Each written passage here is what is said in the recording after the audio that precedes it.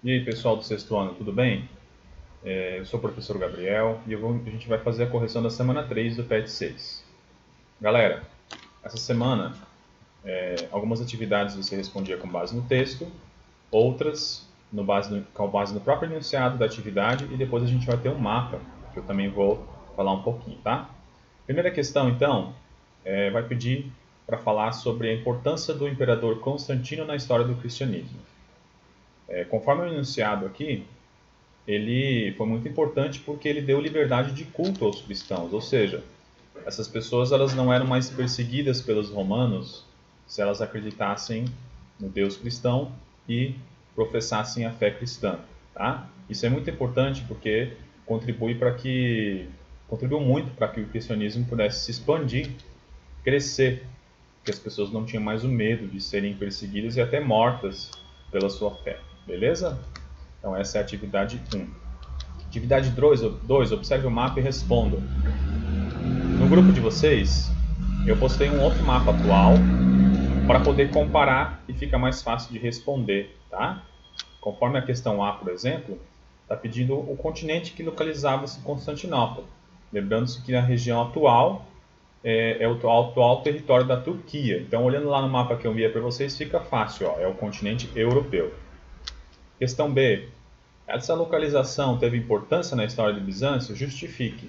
Sim, ela teve importância porque ela é uma localização privilegiada, ou seja, ela estava numa encruzilhada de importante rota marítima, ou seja, entre o Mar Negro e o Mediterrâneo, e com certeza contribuiu muito para a prosperidade da região, porque, conforme a questão C, os meios de transporte utilizados pelos mercadores eram basicamente pelo mar, né? Por esses dois mares, sobretudo o mar Mediterrâneo.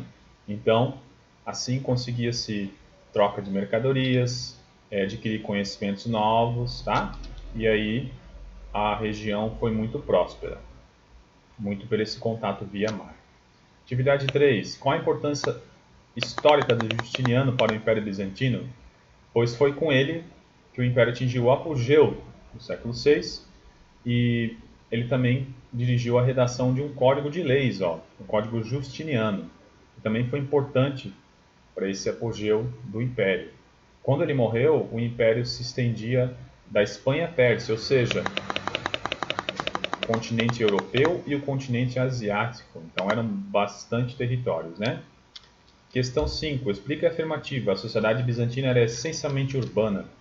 Isso significa que a sociedade vivia em grande parte nas cidades e não no campo, como ocorreu com boa parte do continente europeu após o fim do Império Romano. Lembrem que quando aconteceu as invasões bárbaras, o fim do Império Romano, a sociedade começou a ficar ruralizada, começou a ir para a área rural, tá? Isso por causa do medo, por causa da falta de um governo central de Roma. Isso fez com que as pessoas fossem para a área rural novamente. Então, no Império Bizantino, não. Elas continuaram nas cidades e por isso que é uma sociedade essencialmente urbana, beleza? Questão 6. Aponte as principais características da arte bizantina. Eu indiquei aqui, conforme o texto, a forte religiosidade, por exemplo, nas pinturas, mosaicos, iluminuras, afrescos, esculturas, literatura e arquitetura, que eram expressões que exaltavam principalmente acontecimentos bíblicos, a vida dos santos, a importância da fé. Além dessa questão religiosa, a arte bizantina ela valorizava também a figura do imperador, tá? Que era apresentado como uma figura mediana ali entre Deus e o ser humano. Beleza, pessoal? Então, essa foi a semana 3.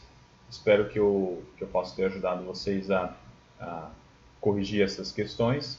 Qualquer coisa, eu estou disponível nos grupos de WhatsApp para tirar dúvidas, ok? Até mais, pessoal.